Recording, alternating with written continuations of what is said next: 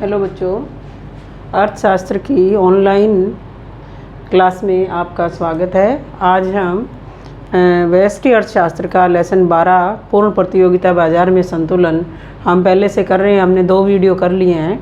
इसके बाद तीसरा वीडियो है, इसमें हम पढ़ेंगे। हमने पूर्ण प्रतियोगिता बाजार में संतुलन के बारे में कई सारे टॉपिक पढ़े हैं। हमारा तीसरा टॉपिक है कि पूर्ति में होने वाले परिवर्तन का संतुलन कीमत पर क्या प्रभाव पड़ता है। संतुलन कीमत के बारे में हम पढ़ चुके हैं। पिछले वीडियो में हमने पढ़ा था कि जब पूर्ति वक्र स्थिर है लेकिन मांग में परिवर्तन होता है तो उसका संतुलन कीमत पर क्या प्रभाव पड़ता है। अब आज हम करेंगे जब मांग स्थिर है, मांग वक्र स्थिर है लेकिन पूर्ति में परिवर्तन हो रहा है, पूर्ति घट रही है या बढ़ रही है, उसका संतुलन कीमत और संतुलन मात्रा के ऊपर क्या प्रभाव पड़ेगा, ये हम पढ़ेंगे। तो स्टार्ट करते हैं हम कि मान लिया कि पूर्ति में कमी या वृद्धि होने से इसमें कीमत के ऊपर, संतुलन कीमत पर क्या प्रभाव पड़ेगा, हम वो पढ़ेंगे। मात्रा पर तो प्रभाव पड़ेगा ही पड़ेगा, कीमत पर भी प्रभाव पड़ेगा। कैसे, देखो शुरू में क्या है, ये हमारा मांग वक्र है, ये पूर्ति वक्र है। तो संतुलन यहाँ पे है, संतुलन यहाँ बाजार का संतुलन यहाँ पर है। इस पर OP संतुलन कीमत है और OQ संतुलन मात्रा है। फिर क्या होता है, मांग वक्र वही है लेकिन पूर्ति वक्र जो है, पूर्ति बढ़ जाती है, पूर्ति वक्र इधर शिफ्ट हो जाता है, पूर्ति बढ़ जाती है, पूर्ति वक्र S1 हो जाता है। तो इस पे क्या होगा, पूर्ति वक्र जब यहाँ शिफ्ट, इस तरफ शिफ्ट होएगा तो हमारा इक्विलिब्रियम पॉइंट भी यहाँ चला जाएगा E1। इस पे क्या होगा, ये OQ1 हमारी पूर्ति हो जाएगी, पूर्ति और मांग, और यहाँ पर OP1 हमारी संतुलन कीमत हो जाएगी। संतुलन कीमत घट जाएगी और संतुलन मात्रा बढ़ जाएगी पूर्ति के बढ़ने से। यानी कि पूर्ति हमारी बढ़ी है और संतुलन कीमत हमारी गिरी है और संतुलन मात्रा हमारी बढ़ी है। पूर्ति के बढ़ने पर संतुलन कीमत हमारी कम हो गई है और मात्रा हमारी, संतुलन मात्रा बढ़ गई है। इसका उल्टा देखते हैं, मान लिया पूर्ति कम हो जाती है, पूर्ति वक्र हमारा S2 हो जाता है, ये बड़ा हो जाता है पूर्ति वक्र। तो क्या होगा, इक्विलिब्रियम हमारा यहाँ से शिफ्ट होकर यहाँ आ जाएगा, E2 पे आ जाएगा संतुलन बिंदु। संतुलन बिंदु यहाँ आएगा तो इस पे क्या होगा, ये OP2 हमारी संतुलन कीमत है, OP2। पहले हमारी OP थी तो OQ संतुलन मात्रा थी, फिर हमारी OP1 हो गई और संतुलन मात्रा OQ1 हो गई, और फिर OP2 कीमत और OQ2 हमारी हो जाएगी मात्रा, संतुलन मात्रा। तो क्या होएगा, कीमत बढ़ गई लेकिन संतुलन मात्रा घट गई। संतुलन कीमत तो बढ़ गई, OP हो गई, लेकिन संतुलन मात्रा OQ1 हो गई। यानी कि क्या पता लगा कि कीमत इसके सप्लाई के कम होने से, पूर्ति जब हमारी कम हुई, पूर्ति कम हुई तो कीमत बढ़ी है और संतुलन मात्रा घटी है। पूर्ति के कम होने से, पूर्ति वक्र के ऊपर चले जाने से क्या हुआ, पूर्ति इसकी संतुलन कीमत बढ़ी है और संतुलन मात्रा कम हो गई है, OQ से OQ2 के ऊपर आ गई है। तो कीमत, इसके पूर्ति के घटने बढ़ने का कीमत पर इस तरह से प्रभाव पड़ता है। जब पूर्ति कम हो जाती है, मांग वही है लेकिन पूर्ति कम हो जाती है तो कीमत घट जाती है, संतुलन कीमत कम हो जाती है, और जब पूर्ति बढ़ जाती है तो पूर्ति घट जाती है तो संतुलन कीमत बढ़ जाती है। उल्टा प्रभाव इसका पड़ता है। अब ये हमने एक ही रेखा चित्र में दिखाया है, जैसे हमने पहले वाले वीडियो में किया था। हम अलग अलग से भी दिखा सकते हैं, एक में वृद्धि दिखा सकते हैं, एक में कमी दिखा सकते हैं। उसी तरह से जैसे मान लिया ये OX OY ये हमारा पूर्ति वक्र है, ये मांग वक्र है, डिमांड कर्व है। मान लिया यहाँ पर इक्विलिब्रियम है, अलग अलग से पढ़ेंगे हम। OP हमारी जो है वो संतुलन कीमत है और OQ संतुलन मात्रा है। मान लिया पूर्ति बढ़ जाती है, यहाँ आ जाती है, पूर्ति वक्र हमारा यहाँ शिफ्ट हो जाता है, OS होता है, पूर्ति इतनी हमारी बढ़ जाती है तो क्या होएगा, इक्विलिब्रियम यहाँ शिफ्ट हो जाएगा E1 के ऊपर। तो इस पे कीमत क्या होगी हमारी, OP1 कीमत घट गई और संतुलन मात्रा बढ़ गई, OQ1 हो गई। तो पूर्ति के बढ़ने से कीमत, संतुलन कीमत कम हो जाती है। उसका एक और देख लो, जब पूर्ति कम होएगी उसका अलग से ग्राफ भी हम बना सकते हैं इस तरह से, OY OX इसके ऊपर कीमत लेते हैं, इसके ऊपर क्वांटिटी लेते हैं। ये हमारा मांग वक्र है, ये हमारा सप्लाई कर्व है, यहाँ पे इक्विलिब्रियम है, ओपी कीमत, ओ क्यू आसान सा टॉपिक है, ओ क्यू संतुलन मात्रा है। जब सप्लाई घट जाती है अभी S2 हमारा कर्व हो जाता है। सप्लाई जब घटती है पूर्ति तो सप्लाई कर्व ऐसे ऊपर की तरफ उठता है। तो क्या होगा, OP2 हमारी कीमत, संतुलन कीमत, और मात्रा OQ2। ये हमने एक ही रेखा चित्र के अंदर दिखाया था, ये हमने अलग अलग रेखा चित्र के द्वारा भी हमने ये इसको क्लियर कर दिया कि जब पूर्ति वक्र चेंज हो लेकिन मांग वक्र स्थिर है। इसमें मांग वक्र स्थिर है, पूर्ति हमारी परिवर्तनशील है। पूर्ति जब बढ़ रही है तो संतुलन कीमत घट गई, और जब पूर्ति कम हुई तो संतुलन कीमत बढ़ गई। इस तरह से ये होता है।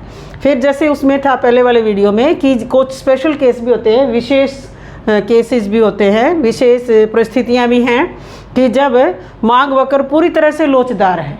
उसमें हमने क्या किया था, पूर्ति वक्र को लोचदार माना था हमने पूरी तरह से, और मांग वक्र को शिफ्ट किया था। इसमें क्या है, मांग वक्र पूरी तरह से लोचदार है, मांग वक्र पूरी तरह से लोचदार है, यानी कि ईडी जो है वो हमारी वो इनफाइनाइट है, अनंत है। ईडी मांग की लोच हमारी बहुत अधिक है, अनंत है, पूरी तरह से मांग वक्र जो है हमारा लोचशील है, लोचदार है। इस तरह की परिस्थिति है तो क्या होएगा, ये मांग वक्र है, OX के पैरेलल आता है ऐसी परिस्थिति में, और ये हमारा सप्लाई कर्व है। यहाँ इस पे ये आता है इक्विलिब्रियम, और इस पे ये हमारी OP कीमत है, और OQ क्या है हमारा, मात्रा है।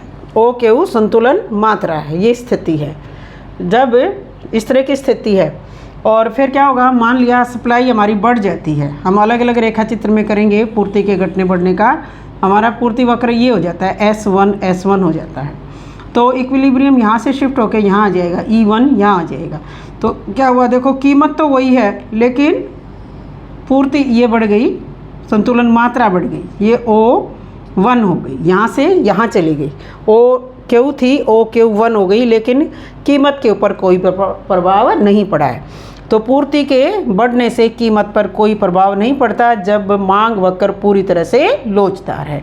मांग हमारी पूरी तरह से लोचदार है, पूर्णतया लोचदार है, तो पूर्ति के बढ़ने का कीमत पर कोई भी प्रभाव नहीं पड़ा है, केवल संतुलन मात्रा में वृद्धि हुई है।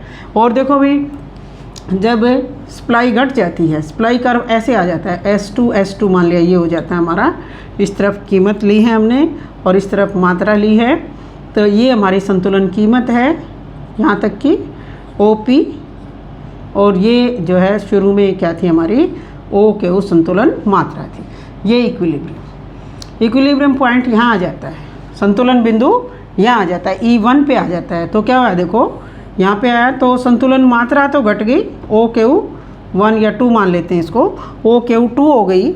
इसमें संतुलन मात्रा बढ़ी थी लेकिन कीमत पर कोई प्रभाव नहीं। इसमें क्या है, संतुलन मात्रा कम होगी, पूर्ति के कम होने से संतुलन मात्रा कम होगी लेकिन कीमत के ऊपर कोई भी प्रभाव नहीं पड़ा है।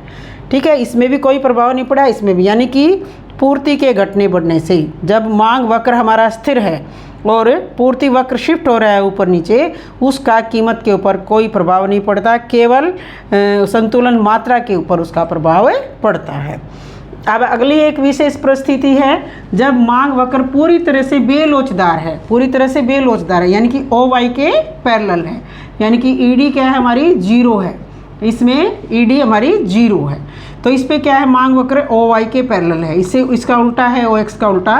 इसमें संतुलन बिंदु यहाँ पे है, तो ये हमारी कीमत है, OP किसी वस्तु की कीमत है, और उसके ऊपर बाजार के अंदर संतुलन मात्रा जो है वो OQ है, OQ है। इधर हम मात्रा लेते हैं, इस तरफ कीमत लेते हैं। तो मान लिया सप्लाई बढ़ जाती है भाई, सप्लाई कर्व इधर शिफ्ट हो जाता है, ये S1 हो गया, पूर्ति वक्र इधर शिफ्ट हो गया, इस तरफ शिफ्ट हो गया, सप्लाई बढ़ गई। तो क्या होगा, देखो पहले हमारा संतुलन बिंदु यहाँ था E पॉइंट के ऊपर, फिर ये यहाँ आ गया, यहाँ पर पूर्ति और मांग बराबर हैं, E1 होगा। तो क्या हो गया, संतुलन कीमत घट के OP1 हो गई। जब मांग वक्र हमारा पूरी तरह से बेलोचदार है, पूर्णतः बेलोचदार है, तो सप्लाई के बढ़ने से, पूर्ति के बढ़ने से कीमतें घट जाती हैं। लेकिन इसकी संतुलन मात्रा के ऊपर कोई प्रभाव नहीं पड़ता। इसमें कीमत के ऊपर कोई प्रभाव नहीं पड़ा था, इसमें मात्रा के ऊपर कोई प्रभाव नहीं पड़ता। केवल मांग वही है लेकिन पूर्ति बढ़ जाती है तो कीमतें गिर जाती हैं। मांग वही है लेकिन पूर्ति अगर बढ़ जाती है तो कीमतें गिर जाती हैं।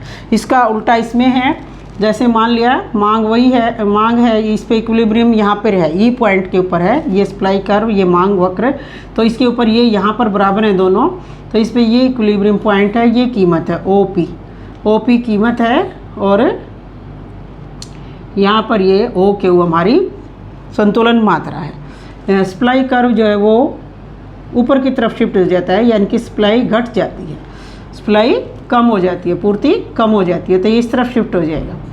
तो क्या होगा, कीमत तो बढ़ जाएगी लेकिन कीमत बढ़ के OP2 हो जाएगी और संतुलन मात्रा वही रहेगी। संतुलन मात्रा के ऊपर कोई प्रभाव नहीं पड़ेगा जब मांग पूरी तरह से बेलोचदार है, पूर्णतः बेलोचदार है, ED हमारी 0 है, डिमांड कर्व OY के पैरेलल है। तो सप्लाई के बढ़ने से या घटने से, पूर्ति वक्र के नीचे शिफ्ट होने से या ऊपर शिफ्ट होने से केवल कीमत में परिवर्तन आएगा, संतुलन मात्रा के ऊपर कोई परिवर्तन नहीं आएगा। जब पूर्ति बढ़ जाएगी तो कीमतें गिर जाएंगी, और मांग वही है लेकिन पूर्ति कम हो जाती है तो कीमतें बढ़ जाती हैं। इसमें क्या था, इसमें पूरी तरह से लोचदार है मांग वक्र, तो सप्लाई के बढ़ने से कीमत वही रहेगी, सप्लाई के घटने से कीमत वही रहेगी, केवल मांग की इसमें संतुलन मात्रा में परिवर्तन आएगा।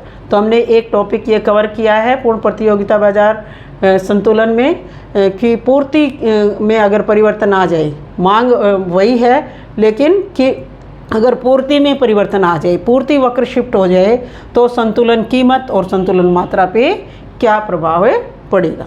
तो अच्छे से ये कई बार पढ़ना, इनको चित्रों की एक प्रैक्टिस करना, 1 बार 2 बार 3 बार बना के इनकी प्रैक्टिस करना, और रेखा चित्र से इसको समझ के इस टॉपिक को करना बहुत ही ईजी है। आशा है आपको समझ आया होगा। Thank you.